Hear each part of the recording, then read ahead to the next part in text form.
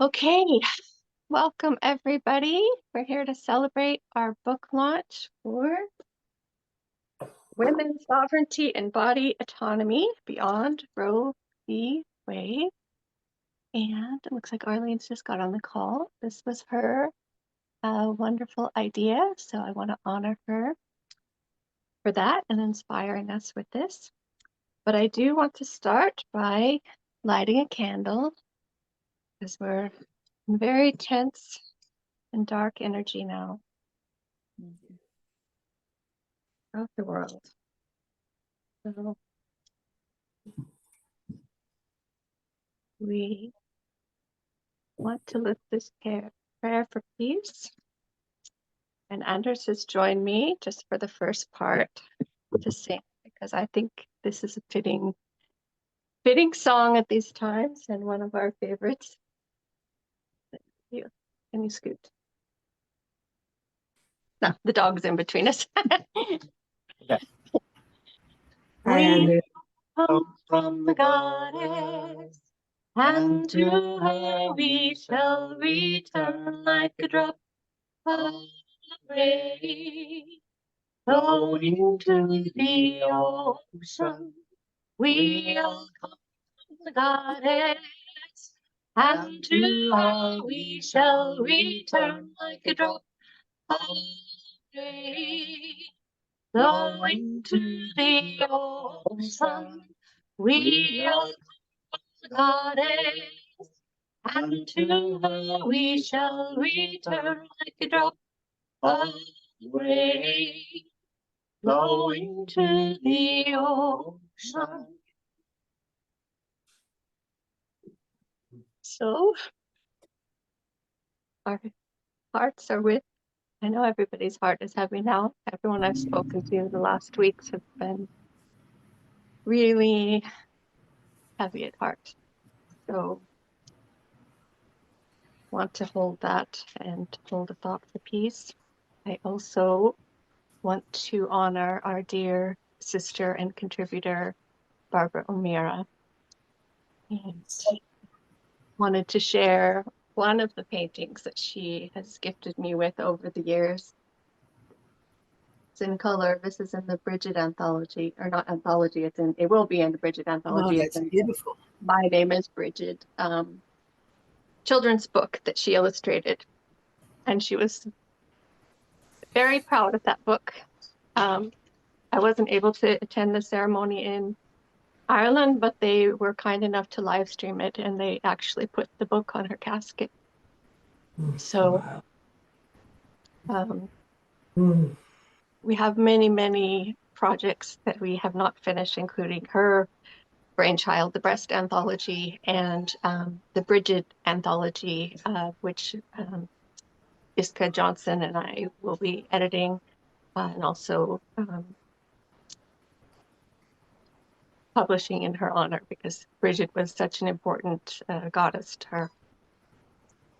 So we love you, Barbara. I saw that you were planning to be here today in the Facebook invite, and also on the Thousand Goddesses gathering on Saturday that Glenys Livingstone will be here for. And it's hard to believe she's not here. So yeah, we could go on and on. I'm going to just leave it at that for now. And I hope that we will continue to carry on her memory through other books and projects. And she was such a blessing. So thank you. I wanted to ask Sharon Smith, my beautiful sister, or as Anders calls her, redheaded Sharon. If she Not would so like much to red anymore. Yeah. Well, that changes, doesn't it?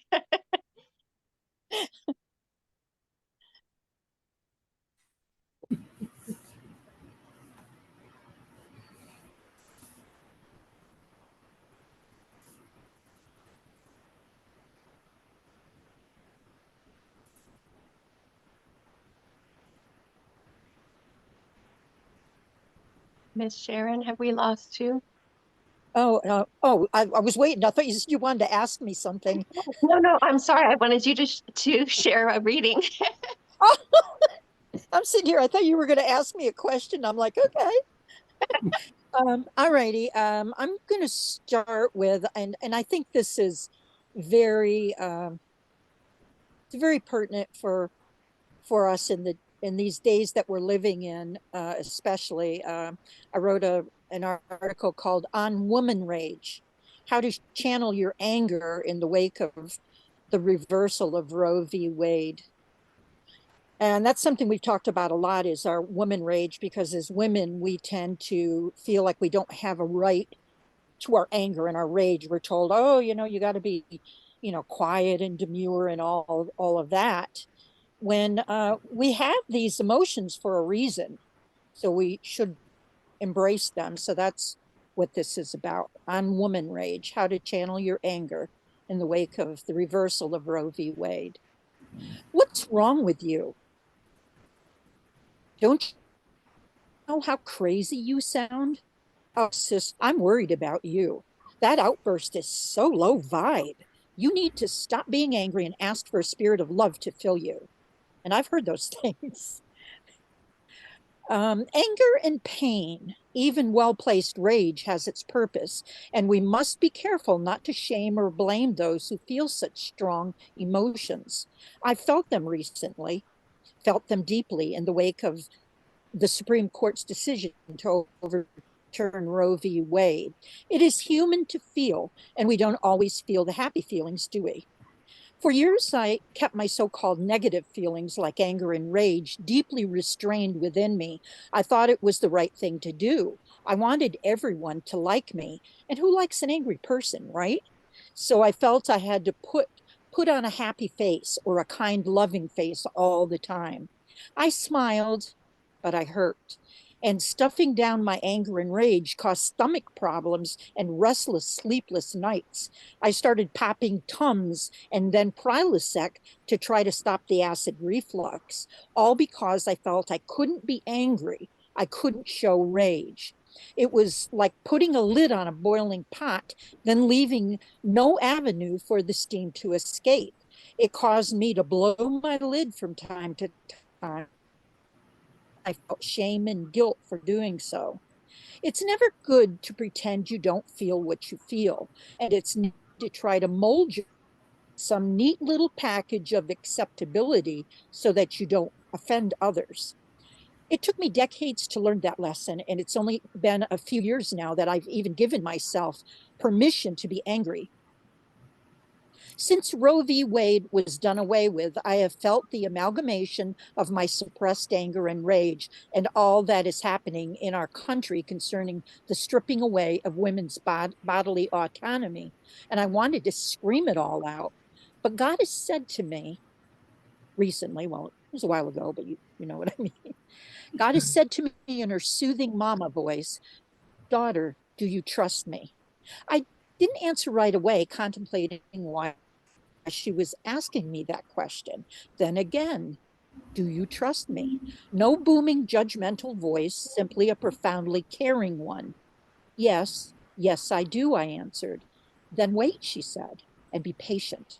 It was difficult that day, but I managed to wait. The next morning, however, Mama said to me, release your woman rage. Don't hold back. It's time to honor it and give it a voice.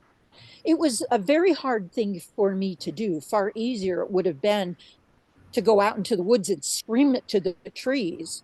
But I did as she said, knowing full well that there would be friends and possibly even family members who would be shocked and perhaps even offended by my rage, not to mention my use of expletives that underscored that rage at the current anti abortion legislation cropping up in red states around the country. I felt like a volcano erupting, spewing forth a pyroclastic cloud of F words, or a wildfire unrestrained, leaving the ground blackened in its wake. And that was when Mama helped me see that woman rage is very much a potent force of nature. She told me volcanoes got to blow and the earth's got to quake, and a woman's got to rage when she has to. So I channeled my rage where it needed to go.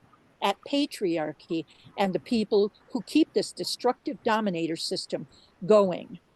People like, and then I listed a bunch of people, I'm not going to go into their names right now, and the Supreme Court justices who threw out an almost 50-year-old ruling in favor of women's bodily autonomy, something our ancestral mothers and grandmothers had fought, suffered, and even died for. I aimed that rage right at them. I was not all love and light. I was tooth and claw like a mama bear protecting her cubs. I sliced, diced, and shredded without apology, and I did it in the way I know best, through speaking and through my writing. And you know what? It felt good. It was deeply cathartic. As Soraya Chamali says in her book, Rage Becomes Her, The Power of Women's Anger, ask yourself, why would a society from to grave the right to feel, express, and leverage anger and be respected when we do? Anger is actually one of the most hopeful and forward thinking of all our emotions. It begets transformation, manifesting our passion and keeping us invested in the world. It is a rational and emotional response to trespass, violation, and moral disorder. It bridges the divide between what is and what ought to be, between a difficult past and an improved possibility. Anger warns us viscerally of violation, threat, and insult. We've been violated in this country under patriarchal institutions as women, as men, as human beings. I think it's safe to say most of us feel it deeply in our blood and in our bones, but few of us, myself included, have had the courage to admit we rage inwardly and want to let that rage out. I denied it for years, but I can't and I won't deny it any longer. And so that day, not long ago, I took a leap of faith and let it all hang out. As one sister whom I deeply respect, for she is a true wise woman, said to me about a woman's rage, if not now, then when? If not us, then who? Women inherently know how to handle rage. Yes, we've been told otherwise, and many have been led to believe that woman rage makes a woman crazy, incapacitated, and unlikable. But we know, at the core of our beings, we know that is not true. Our woman rage actually helps keep us sane. It is an emotional pressure valve within us that we must turn every now and then to allow the emotion of anger to vent so that our internal yin yang of light and dark energies remains balanced. If we suppress it, it will eventually overload. And when that happens, watch out. That's when crazy shows up. Woman rage, properly understood and wisely channeled, is a tremendously creative force, just like a volcanic flow, which is scary as hell when it's happening, or a raging wildfire, note, also scary as hell, are destructive forces of nature. They are also creative forces as well. New growth happens soon after they blacken the earth. So too with woman rage. It can totally shred to pieces injustices and level to the ground social systems rooted and grounded in religious, political, and economic disparities.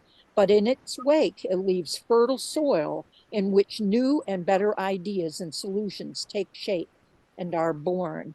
So beware when people tell you that your anger, your rage is negative and low vibe. It's not. Beware when they chasten you.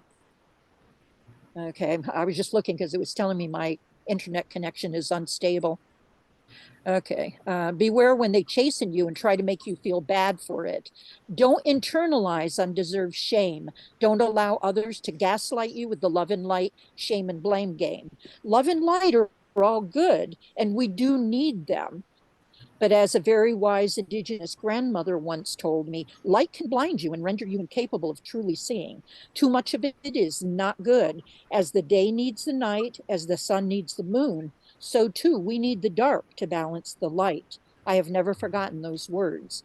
And through my subsequent time in the school of the dark goddess, thank you, Hecate and the Morrigan, I have come to understand more clearly my own inner darkness and to honor and embrace it and use it when necessary, for it is a place of strength and courage and the realm of the kick ass warrior woman. Just ask Lilith sometime. I raged. It wasn't pretty, but as I said, it was deeply cathartic. And when it was over, when the wildfire had burned itself out, I felt in those crackling embers new thoughts, new ideas ready to spark. I even got a great idea for a novel out of it. Afterwards, I felt refreshed, invigorated, cleansed. Maybe purged is a better word.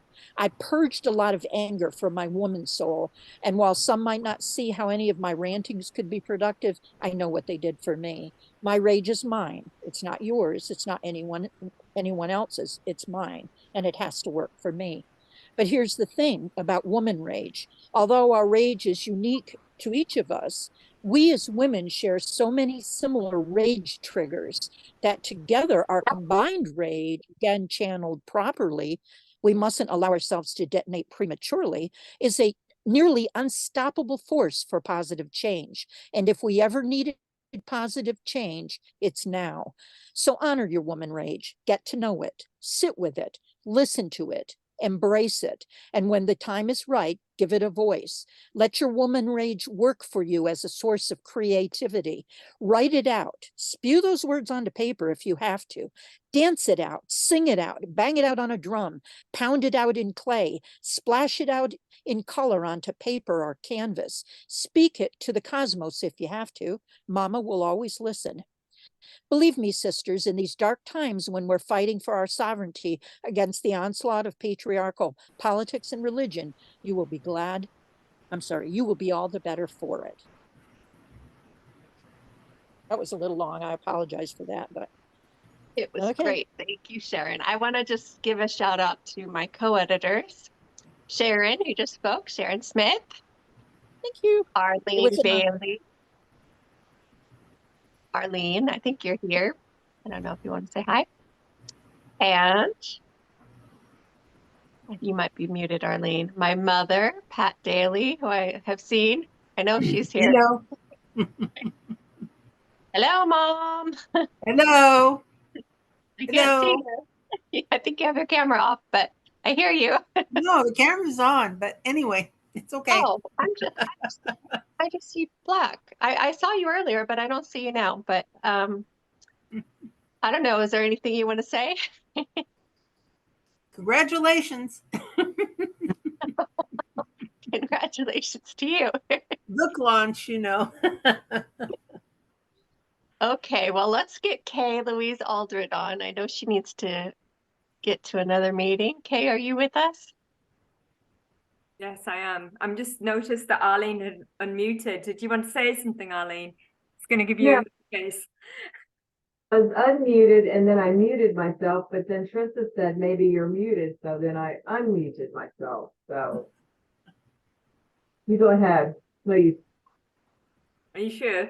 I just want to, as a wonderful editor of this anthology, I just want to give you space if you want to say anything. Eventually, but I don't have to be anywhere. So Okay. Please go ahead. Thank you so Thank much. you. Thank you for including me in this anthology. Obviously, in the UK, we haven't as yet been taken back into the dark ages. You know, I feel incredibly fortunate, actually, to be living in this country with a 21-year-old daughter. And I feel for you, and I'm a sister alongside you in the rage, the absolute blind rage I felt when I could not believe what I was watching unfolding. So see you, hear you, and glad to read. It's very short. Shall I just read it, Trista? Yeah. It's a great piece. So I taught sex education to adolescents, primarily 14 to 18 in the UK, for just short of 20 years. And this is a piece that was based on one of my master's essays, which was around the liberation of embodiment and liberation theologies. Bodily autonomy and sovereignty through a sex education curriculum of self-pleasure. Sex education centers the female body as a resource for the penetrative experience of the heterosexual male. It is inherently patriarchal, misogynistic. The female body submits to the male. Oppressive and heteronormative, Sex is done one way, penis in vagina. And sexist, no mention of female gratification, the focus on the male orgasm.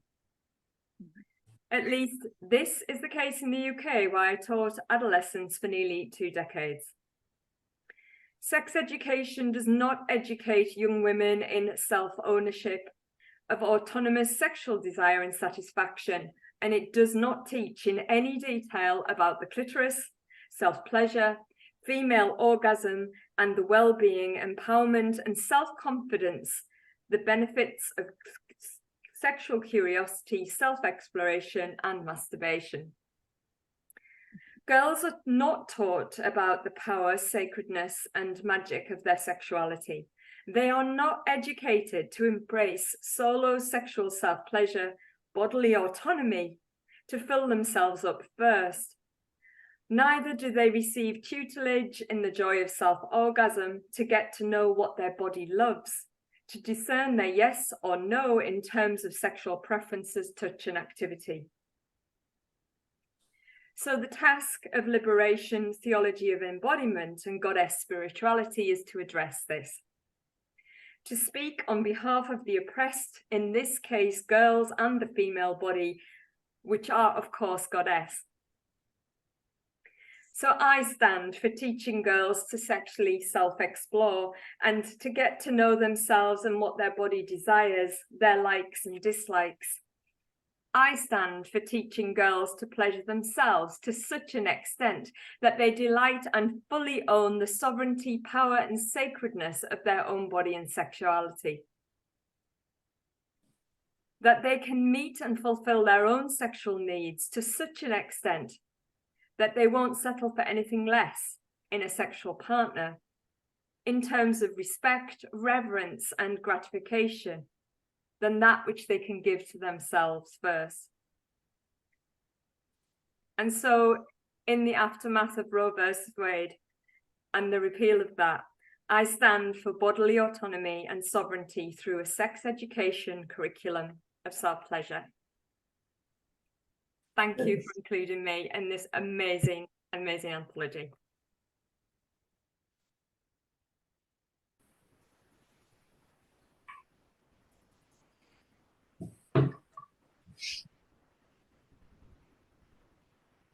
I think you need to unmute, Trista. I muted myself because my dog is going nuts. I'm not sure why. But I was going to say we have our anthology in about 2 weeks coming out, The Pain Perspectives. And it's been such a joy to work with you. And I didn't even realize that this has been our 8th book that we've done together. I mean, you've been in other anthologies also, but it just went like this. So yeah, it's a little sad, but I'm sure there'll be more. Okay, Mary Saracino. Do I say your name right, Mary? Or have I butchered it? I have a problem with pronunciation. The Italian pronunciation would be Saracino, but here in America, okay, Saracino, because assimilation, you know. Oh. Yeah, but either way, I answer to both. Okay. Thank you for including me in this anthology and other anthologies. I am deeply, deeply honored. I'm going to read my poem Down to the Bone. Bones don't lie, bodies don't either. Women are tired, weary, subjugated, colonized. For thousands of years, our tongues have been silenced, our raging mouths sutured shut. Every day we fight an endless war. Rape or the fear of it plagues us. Walking on college campuses, strolling down the street, getting into or out of our cars, taking the subway, going shopping, washing clothes at the laundromat, and a million other ordinary activities that occupy our days. There is violence everywhere, from fists and guns, laws and lovers, bosses and priests, politicians and judges, controlling our untamable nature. We know life is fragile, precarious, precious. We sing, we dance, we howl at the moon, we bleed our monthly blood, we birth the world's children, tend to aging parents, we counsel our grandchildren, bury our dead. We clean and cook, cry and laugh, pray and ponder. We make art, make love, make peace.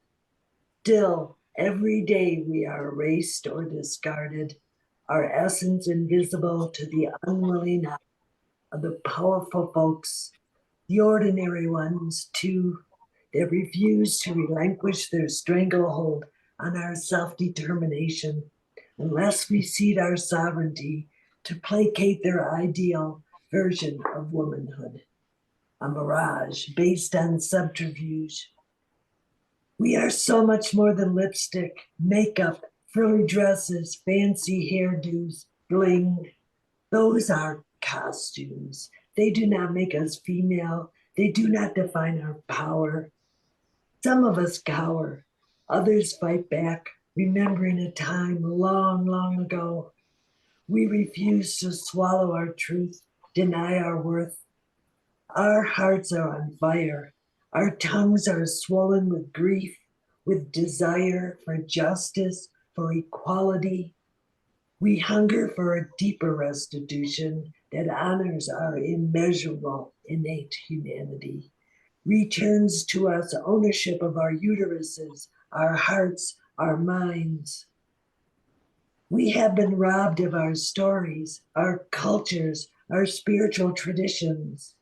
Every woman of every race, color, creed, ethnicity. We belong to the earth and she to us. We belong to each other. We must shout that from the depths of our lungs. Let it reverberate in the sea of our marrow. We must always, ever be vigilant, fierce, until we can, without flinching, proclaim and own the truth of our lives. Down to the bone, down to the bone, down to the bone. Thank you. So powerful. Thank you, Mary. Thank you. I'm not sure if Byron Ballard is with us or not. She wasn't sure on her location and whether or not she would have Wi-Fi or be able to get on the call. If you're here, Byron, let me know. Because I can't see on my phone, unfortunately. Okay. So I know that Claire Dory is with us. Do you like to share, Claire? Oh, are you here, Byron?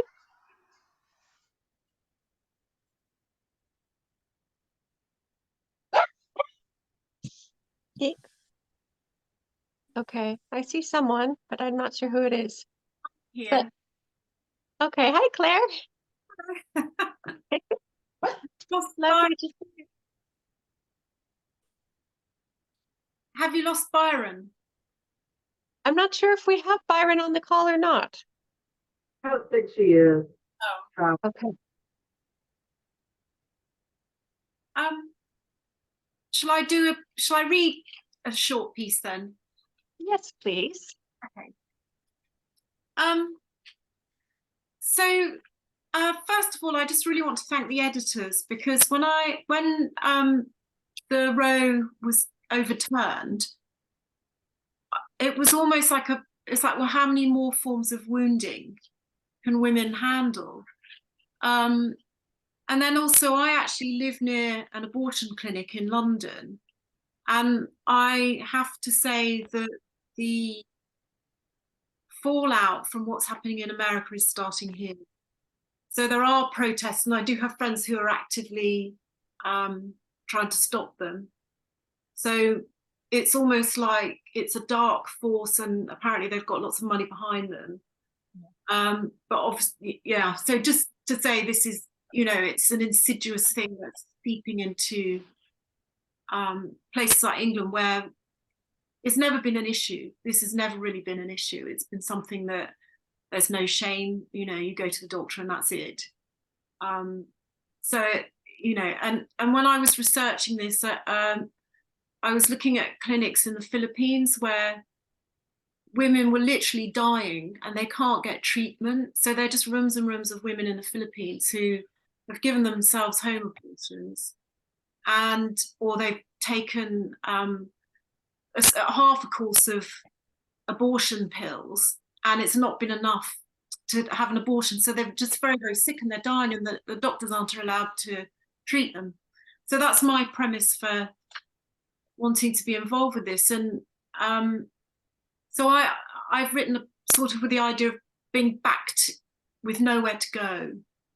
So I won't read all of this. I'll just read sections. It's called Keep Out of Our Caves. I tell you why we women swim away from shore to the place where the cold grey sky meets the still grey sea. On misty mornings, you may see us float over the horizon, where the light is silver and the edges are blurred. Sea of glass, swimming for sanity, each stroke and breath taking us away from the burden of being female, from the madness of what is happening back there on land. Ocean floor, slipping away beneath our toes, we sprout our fishtails and set our sights on that distant rock, where we lay our heads on empty miles and join the diaspora of mermaids whose rights drifted here on an insidious tide. On that rock, we sigh our sighs and mourn the passing of first wave pioneers, longing for the warmth of second wave arms, understanding the third wave is here. It's happening now. Women stuck back there on that fractious slither of land are drowning in a sludge of vindictiveness, patriarchal payback for second and first wave victories. Energy centres activated, denoised and decluttered from patriarchal conditioning, we must decide if we remain in the ocean where the edges are soft, or return to land where life has been made so very sharp and hard for us. If we return, we come as kitchen table rebels. We come with demands. The fall of Roe has left us speechless, so now we talk non-direct, non-violent direct language, lobbying in solidarity, bridges empty, agenda full. Don't lie down now, look them in the eye, bring your best thunder. They have set a precedent by overturning laws, but they must remember the tide may also turn on them with a vengeance, swallowing up their rights and protections.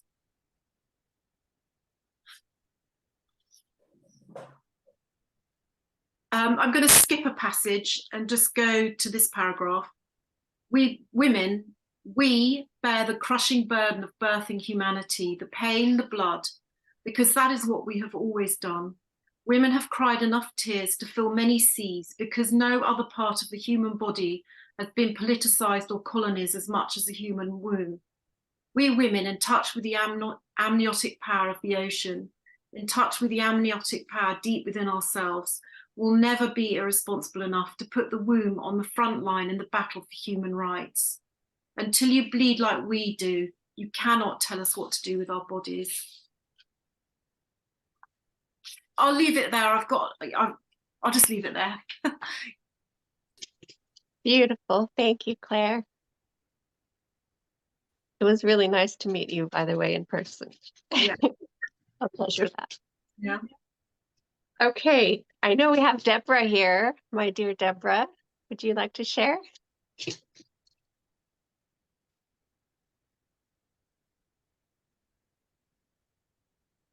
I'm here. How are you? I'm okay. How are you? Getting used to new things. I am currently in Buena Vista, Colorado. The altitude is 8,000 feet above sea level, and I am not used to this thin air. But my hostess, my guest room came complete with cans of Pilot oxygen. So whenever I feel I need to, I can give myself a little squirt. How's that for a I've never hostess even with the heard of that. I mostest? did not know that was a thing. I've seen them. I never really saw any that were good. Her husband is a career pilot and was a military pilot. So his second career is being a long-term cross transatlantic, trans-Pacific pilot. So they get all the good goodies for dealing with altitude. So I spent the first half of the call running around looking for an outlet because my laptop is old and it would die if it wasn't plugged in. But let's see. Let's minimize all this. Now I can just see Trista's beautiful face. So, yeah, we're going to be quiet. Normally I have my cat. Right now I have a horse-sized, very needy dog. So my guest isn't feeling well, so I've been trying to run after him all morning. Sit. Thank you. So my name is Deborah Myricks. I was once upon accepted to New York University for pre-law studies in 1987. I mostly found myself at home in the library stacks looking up historical things, and I found a great fondness for constitutional law. My personal path, my personal journey took a completely different direction, and I ended up being a career medic for New York City EMS. But I can say that I've seen both sides of it. I've seen the legality side of it, and I've seen the medical side of it when women don't have access to appropriate health care. And that's what abortion is. It's an appropriate health care. In the early 90s, we even had women being discharged from the hospital within hours of having a baby, which led to a mad dash to get our medics certified and authorized to carry Pitocin. Because while Pitocin is the great drug that helps a woman along to get contractions and progress her labor and delivery so it's less stressful on her body and her babies. It is the only way to contract the uterus and do direct pressure when there is a bleed, because she wasn't given an opportune time to heal in the hospital, or was sent home to a society that required that you must have the baby, but you may not have health care. And oh yeah, you have to go back to work at like 2 weeks or 3 weeks. So women were dying, and you know, it's healthcare. We need to maintain it. So, as you may know, if you've read my pieces before, I don't write short. I usually write a good 10-page something. So last night I stayed up and I tried to edit the bones of my piece down for you so I can just read straight through for it. My piece was called The Right to Privacy. It's going to be a little bit different from maybe what you think I might be writing about. The word woman occurs exactly 0 times in the United States Constitution. The word freedom is also absent, believe it or not. There is over a century of precedent against women doing anything out of their gender role, which was assigned to them by a male-dominated society in the highest court of law in the United States, our Supreme Court. It's important to note that Roe versus Wade is about as much more important than the right to access to an abortion by choice. It solidified the expanded notion of the constitutional right to privacy, which has been described as the right to autonomy, or to be let alone and set forth in the 14th Amendment. The right to privacy stems from the right to liberty, which is protected under both the 5th and the 14th Amendments. While the constitutional right to privacy is older than Roe versus Wade confirmed it as a fundamental right as it relates to contraception, procreation, marriage, family relations, child rearing, and intimacy.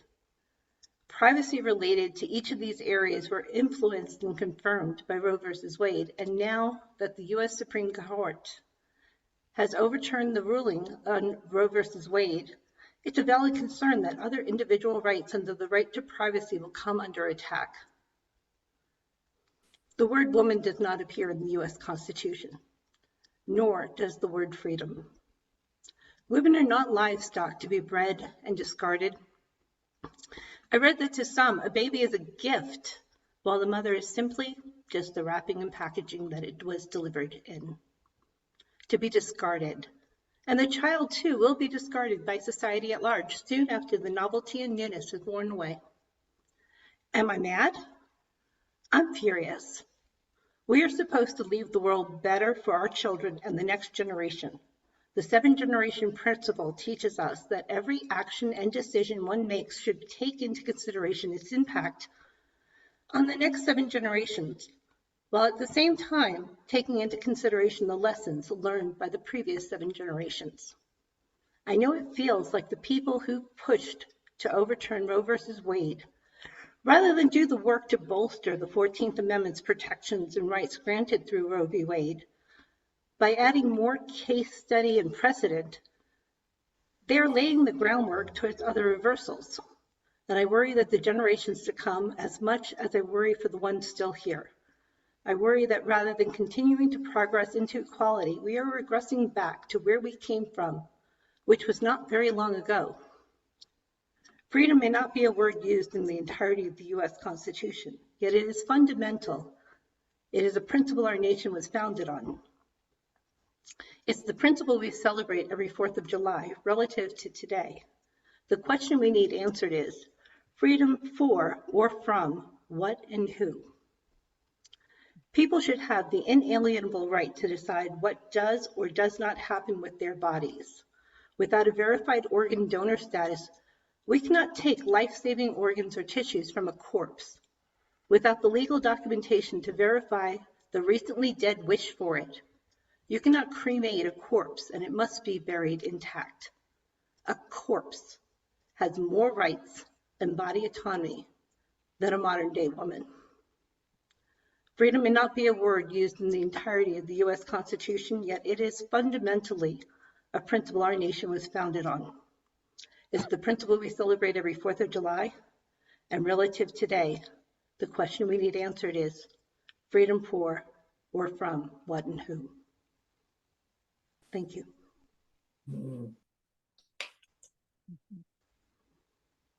Thank you. Is Nina here with us? She was another who was maybe going to be able to attend and maybe not. She's our youngest contributor. She submitted her piece when she was 19, and I had the pleasure of meeting her here in Bergen. So I encourage you to read that. And it doesn't seem like she is here, but I'm sure she will enjoy the recording. She's very happy to be part of this anthology. Okay, so just want to make sure I'm not missing anybody. I know I have Arlene at the very end. So I think that's where we are. Arlene, are you ready to share? A very challenging time trying to decide that what to read. But I think I will go with what initially my initial reaction was, and what brought me to you and said we have to do this anthology. So, and what it was it was a writing I did before this idea had even birthed, the anthology idea. And it's called We Are a Nation at War with its women. Some would say we are a nation at war with itself. That's not true. We are a nation under patriarchy that is at war. All bodily rights of a woman born woman are now under a legislative legal. There is no body autonomy for a woman-born woman. She may not decide if she gets pregnant to birth or not birth, for that is now a decision the court has already made. No matter how the insemination occurred, according to the law, she will birth that child. She has no right to her own body. She has no right to any decision or wish with regard to her body. She has no recourse for an unwanted pregnancy, at least no legal. Patriarchy has declared war on the American woman. What they don't realize is we will go to battle for fights of sovereignty and body autonomy. We will go to war screeching. The patriarchy does not control our bodies. We will go to war with the resolve of Lilith not to bow to patriarchal demands and the battle cry of Boudica as she lays waste to those that would dare control her body. As they raped her daughters. We will fly with the wings of raven as the Mohegan picks the flesh of the dead. We will not be controlled and we will not dismiss. It's not about whether or not to determine, it's not about whether the decision to terminate a pregnancy is right or wrong. It's not about abortion. It is about a woman's right and inalienable right to decide for herself, to choose for herself what is right and good and holy for her and her body. It's about this decision belonging only to her.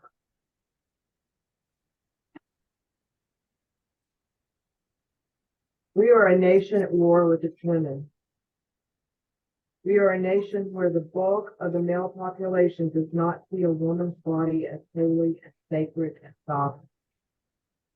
Rather, they say a woman's body is something to be owned, something to be regulated, something to be controlled, something that is meant only for man's pleasure or to birth a child. Women have no choice in this, and we are nothing but innocent prisoners.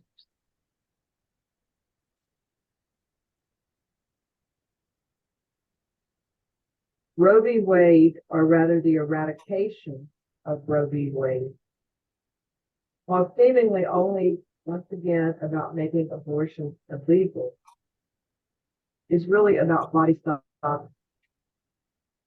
It is about who controls that sovereignty.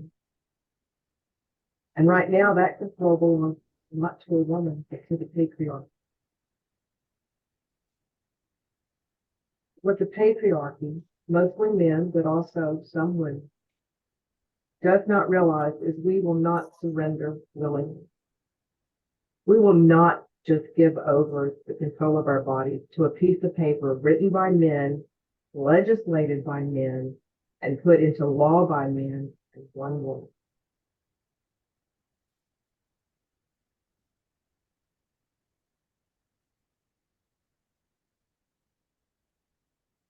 This is kind of long, so I'm trying to figure here.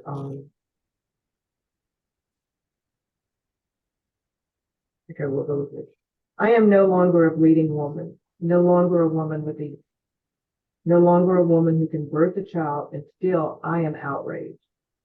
If truth be known, I am fearful for those younger women who do still bleed and release eggs and can get pregnant and can birth a child. By law, they have now lost all autonomy over their own body. They have lost all control over what happens to their bodies should they get pregnant. And the truth of the matter is that the fictional work known as The Handmaid's Tale hovers on the horizon as the new life for all women, not only those who could still birth. Excuse me. It hovers on the horizon as the new life for all women, not only those who can still vote. Read this again. In a world akin to that of the fictional writing A Handmaid's Tale, all women will lose body autonomy and sovereignty. I wonder how many women in this country, in the United States of America, realize just how close reality is mimicking fiction. Do they realize, these younger women who can still give birth, that the government now owns and controls their uteruses, controls even what happens to the children who are stirring and fed? I am so fucking angry for these women. I am fearful for these women. And in truth, I am fearful for all women, not just in the United States, but around the world. Many countries already have these types of laws, and their women have little to no control over their own bodies. It's a disease that is crawling across our land, making its way around the globe, tying up and burning down women's rights.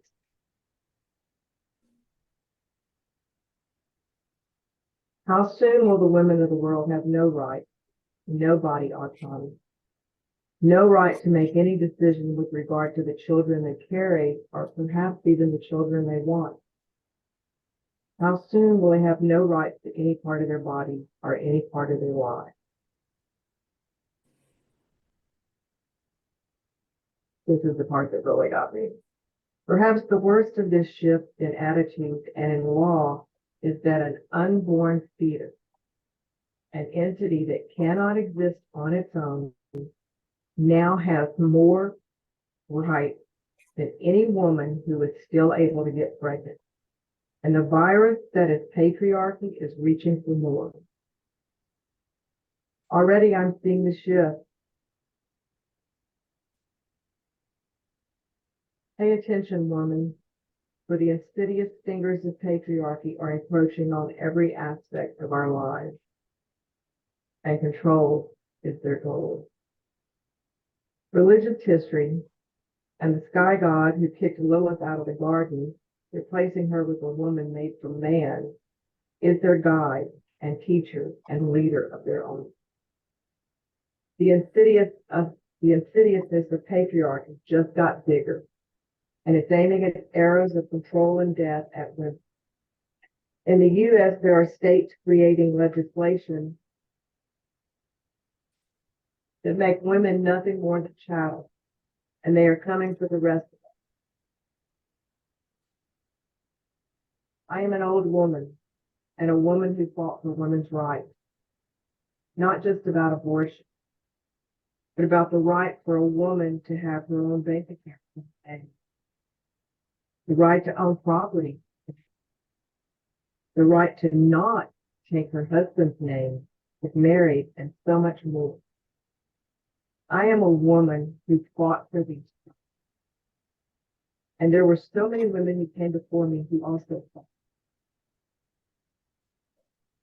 When I look now, I wonder, where are the women who would stand up and fight? Oh yes, there are those of us who are fighting, and there are those of us who are on the front lines of this. But there are also those who sit at home or in offices and ask, well, what can I do? So they do nothing. So I would ask you this: how important is control of yourself? How important is the ability to choose the clothing you like, no matter what it looks like? For all of the changes in the early 70s that came with abortion, we also were gifted changes in how we dress, and how we look, and what we wore, and how we wore. How important is the freedom to come and go as you please? I ask this because patriarchy is coming for this and so much more.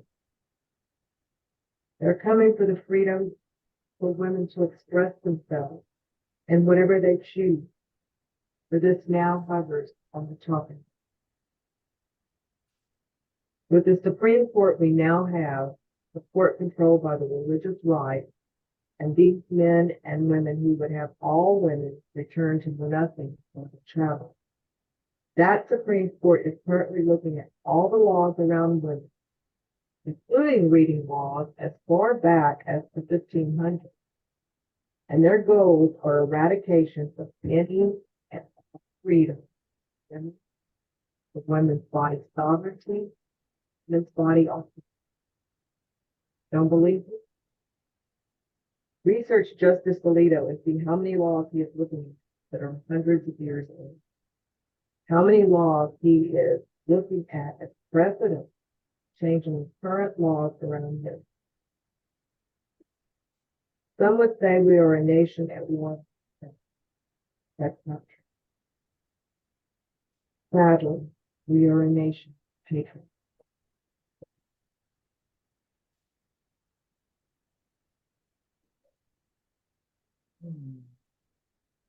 Thank you, Arlene. And I just want to cry.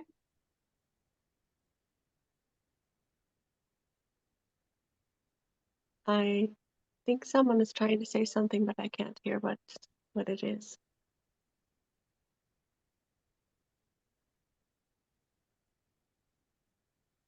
Okay.